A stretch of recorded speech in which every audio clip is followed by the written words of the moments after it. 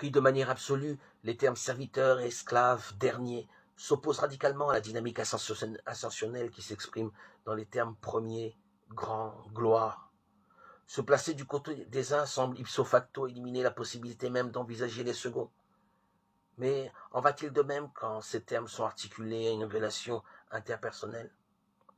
Autant nous associons spontanément être serviteur ou être dernier à un amoindrissement de soi, autant servir tous ou être le dernier de tous, sont des expressions qui rapportent tout à l'exercice d'une action envers d'autres.